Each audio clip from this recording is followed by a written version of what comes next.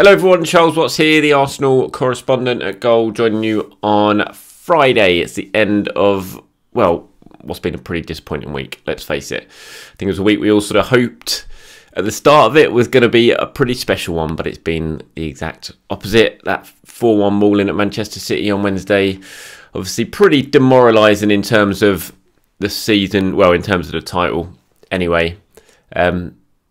I mean, I covered it in yesterday's video. I won't go too much over it again because, let's face it, it's the end of a week. You want to sort of go into the weekend trying to feel a little bit positive rather than feeling pretty down. And we've all been feeling pretty down for the last 48 hours or so, I imagine. So I thought I'd do today's video more looking ahead in terms of kind of what comes next for Arsenal. Obviously, there's still 5 games to go, so there's a lot to play for this season. And I think the key thing out of all of this now is you just want to finish this season well. You don't want it to absolutely fizzle out. It's 4 games now without a win. Obviously, 3 draws and the defeat at Manchester City. The last thing after this season, which has been so much fun, there's been so much to like, so much reasons to feel good about Arsenal, you don't want it to just suddenly nosedive into this sort of car crash territory end of the season where you can't buy a win, results dip, and you just about hold on for second place against a resurgent Newcastle who won again in impressive fashion last night. So Arteta's got to find a way to pick the players up over the next few days, go into that game against Chelsea on Tuesday, get back to winning ways, just lift the mood a little bit ahead of the end of the season, because you want to go into the summer feeling pretty good and, you know, positive about what's been a fantastic season, and it has been a fantastic season. So I think that's a key thing for Arsenal now over the next few days, is just to try and find that momentum again, get back to winning ways and finish the season as strongly as possible. Because next season is going to be a massive one. Arsenal back in the Champions League. That happened on Wednesday night with Brighton's defeat, and Nottingham Forest confirmed what we already knew was going to happen, but confirmation now mathematically that Arsenal are back in the Champions League, which is fantastic for Arsenal. It's where they need to be. It's where they wanted to be for a long, long time. They haven't been there for ages. In 2017 was that last game against Bayern Munich. Since then, it's been scrambling around in Europa League or not in Europe at all for one season. So brilliant news, and it's going to be such a big thing for Arsenal in terms of what it means for the club, what it means for the finances, what it means for the summer transfer window, what it means for keeping players at the club, all things like that. You know, it's huge for Arsenal. And so I wanted to sort of use this video to sort of just try and lift everyone up a little bit after what happened at the weekend. So we'll look ahead to the summer. We look at what could happen in the summer at the end of these 5 games, what Arsenal could do, what sort of shape they could be in next season, who could be here, who could not be here.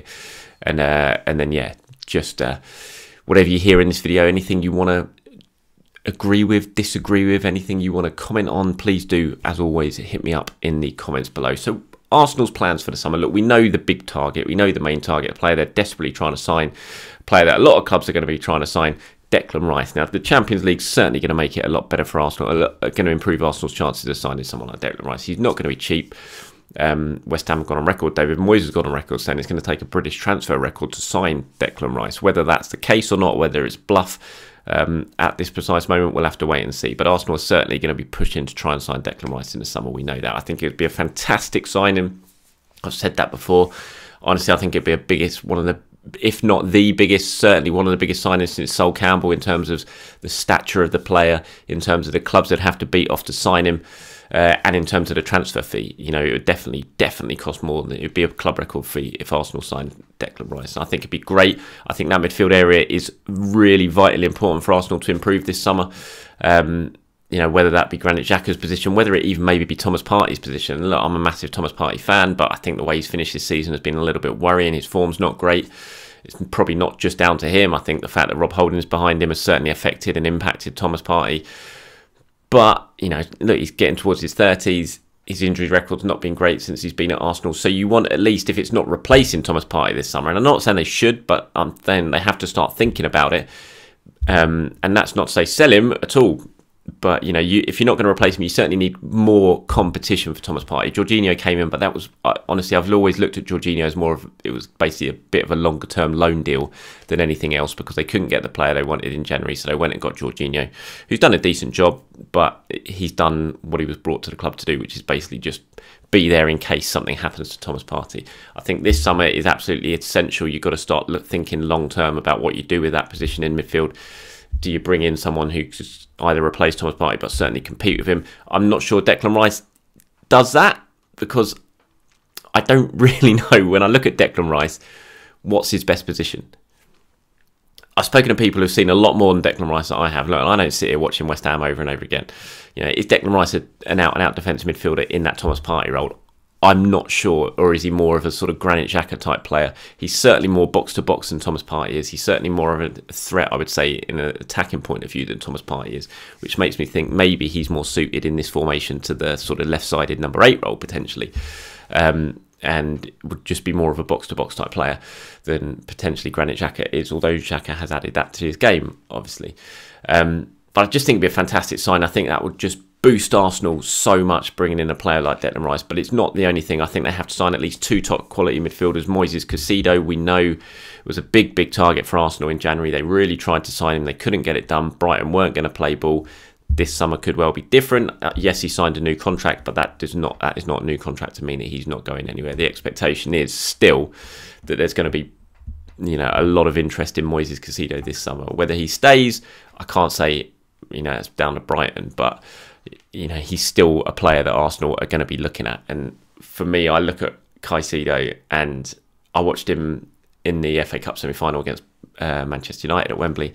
He's just a fantastic player. The energy he brings to the team, to that midfield, the quality he brings to that midfield, his age, I just think it'd be a fantastic signing from what I've seen, and would really improve Arsenal. And it's all about improving Arsenal this summer. It's about taking advantage of the position they're in, the money they're going to have, the extra money they're going to have, and building this squad. Because what Manchester City did on Wednesday night was expose the gulf between the two sides for me. We know, look, Arsenal, that wasn't the real Arsenal that we've seen this season against Manchester City. City were brilliant, but Arsenal didn't turn up. They were pretty awful, and they couldn't stamp any sort of authority on the game. Had that game been a month ago, 6 weeks ago, I'm sure we'd have seen a better Arsenal turn up, because they've just lost momentum at the wrong time. They've lost their steam. They've run out of steam. And I think what City did was expose the frailties in that squad.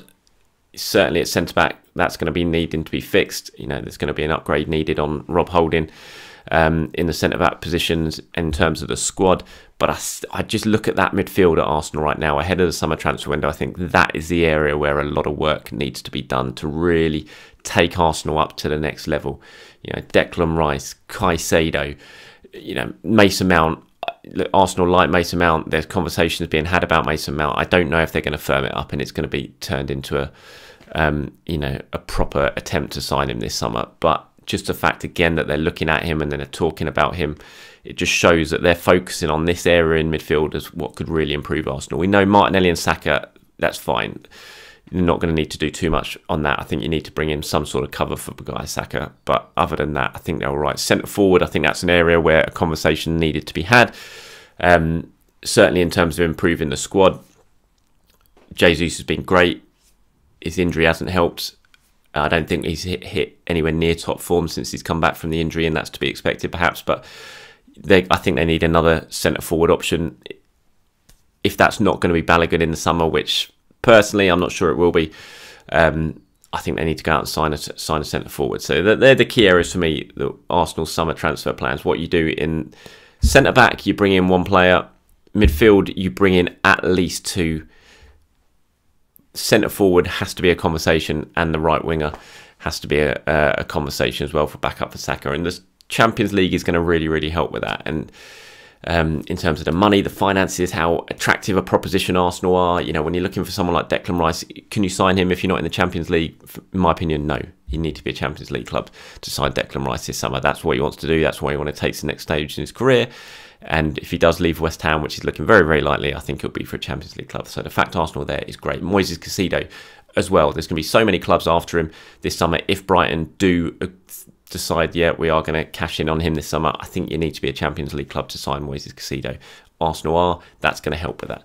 And that's why, as much as it doesn't feel like it right now, there's certainly reasons to look forward to next season and to sort of go into this summer with a positive sort of mindset in terms of what Arsenal have achieved this season. It's not what we were all hoping for. It's not what we were all dreaming of as the season progressed.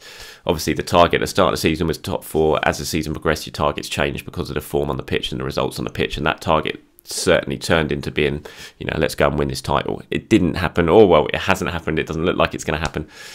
But there's still lots to like about what's been achieved this season, and what has been achieved this season is going to certainly help with Arsenal in the summer. It's not just about signing players. Arsenal have got to do a lot more in terms of selling players this summer, whether that be Balogun, which, I know it's not going to be the most popular thing if they do decide to sell him, but I could absolutely understand Arsenal's decision should they decide to do so, because it's being made pretty clear by the sounds of it that the noise is coming from Balogun's camp, from reports, and this isn't reported by me. I haven't heard this myself, but certainly from other reports that you've seen, is that he wants to be pretty much a first team starter next season. I'm not sure that would happen at Arsenal, and if he's not going to do that, if he's not going to sign a new contract, I think you probably have to sell him this summer and sort of cash in on the good form he's had. Nicolas Pepe, they've got to try and find someone who might give him a little bit of money for Nicolas Pepe. I'm not sure that's going to happen, but we'll have to wait and see. Kieran Tierney obviously is another player who I think you can make big money out of this summer if you decide to sell. So there's lots of things that need to be done, and it's going to be really intriguing to see exactly what happens. There is, of course, 5 games to go, so a lot of this is forward thinking, and do we really need to be talking about this now? But I just thought, ahead of recording this video, I was like, what should I talk about today? No one really wants to go over Manchester City again. There's no game this weekend, so let's look ahead to the summer and let's focus on what Arsenal qualifying for the Champions League could bring. Like I said, there is no game this weekend, so all eyes are going to be on Chelsea on Tuesday night. Chelsea arriving on the back of 5 successive defeats under Frank Lampard. I think it's 5 defeats in a row now for them, in disarray. Arsenal 4 games without a win, so it's not exactly 2 teams in the best of form meeting each other. But it is a London derby. There's a lot to play for, absolutely a lot to play for. Like I said earlier on, I think Arsenal, the absolutely essential thing now is not letting this season fizzle out. It'd be such a shame if they did that. So they've got to get back to winning ways. They've got to do that against Chelsea on Tuesday night. It'll be really interesting to see what Mikel Arteta does in terms of his team selection. Does he freshen things up a bit? I said in yesterday's video how much I think Leandro Trossard has to be starting this game. I think there could be another couple of players potentially pushing for a start. Jorginho, I think, could potentially be in for a shout of a starting spot. Like I said, Thomas Partey's form's been off definitely recently. So do you bring Jorginho in? Could you start Reece Nelson even? I doubt it, just because Saka and Martinelli I think are pretty nailed on starters whatever happens. But Reece Nelson's certainly impressed when he's come off the bench recently. Emil Smith-Rowe pushing for a start. What's going on with Smith-Rowe? Do you freshen things up a little bit if you're Mikel Arteta? Can you bring Kieran Tierney in? Zinchenko's not been playing great recently. Do you bring Kieran Tierney in and change things around that way? There's lots to be thought about, and I'm sure Mikel will be thinking about that. I'm sure he'll also be going over what he did and what he decided to do against Manchester City, and wondering whether he made mistakes with his team selection and not changing things. It's all in hindsight, obviously. It's easy to think about, but I do wonder now, you look back on that, I think, could Jorginho and Partey played that game together, added a little bit more protection in front of that back four, play as a sort of double pivot type thing, give the team a little bit more control in the midfield areas? But it's all hindsight, obviously. The game's gone now, I can't really change anything about it, but it's impossible not to think about it, really, and try and work out what, if anything, could have happened differently to make Arsenal a little bit more competitive in that match. Mikel Arteta's press conference ahead of the Chelsea game is on Monday at London Colney, 1:30 PM, so it'll be interesting to see what he has to say about that. Has there been any development in William Saliba's fitness?